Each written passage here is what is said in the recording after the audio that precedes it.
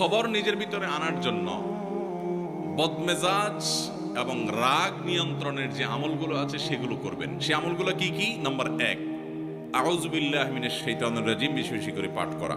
কোরআনে কারীম আল্লাহ বলেছেন, ইম্মা ইয়ানজাগান্নাকা মিনাশ শাইতানি নাজগুন ফাস্তাইয বিল্লাহি মিনাশ শাইতানির রাজিম। শয়তান যদি তোমাদেরকে খোঁচা দেয়, এই যে মানুষকে রাগায়, বদমেজাজ করে, আখিরাত ধ্বংস করে, দুনিয়া ধ্বংস করে, এজন্য শয়তান যদি তোমাকে খোঁচায় যদি বদমেজাজ বানায় বা ক্ষতিগ্রস্ত করতে চায়, তাহলে আউযু বিল্লাহি মিনাশ শাইতানির রাজিম বলবে। এটা আল্লাহর নির্দেশনা। এজন্য শয়তান থেকে পানাহ চাইতে হয় বদমেজাজ হলে, রাগ হলে। এক ব্যক্তি নবী করিম সাল্লাল্লাহু আলাইহি সাল্লামের সময় রাগ হচ্ছিলেন, খুব রাগান্বিত, ক্রোধান্ধ হয়ে গেছে, রাগে অগ্নিশর্মা হয়ে গেছে।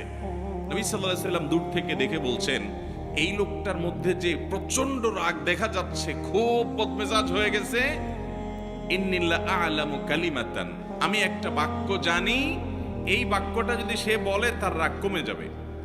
তখন নবী সাল্লাল্লাহু আলাইহি সাল্লাম তাকে শুনিয়ে শুনিয়ে দূর থেকে সেই বাক্যটা পাঠ করলেন। সেটা হলো আউযু বিল্লাহি মিনাশ শাইতানির রাজিম। এই বাক্য পাঠ করার পর ওই লোকটা দূর থেকে শুনে তিনি ওই বাক্যটা পাঠ করলেন এবং তার বদমেজাজি আল্লাহ রাব্বুল আলামিন দূর করলেন।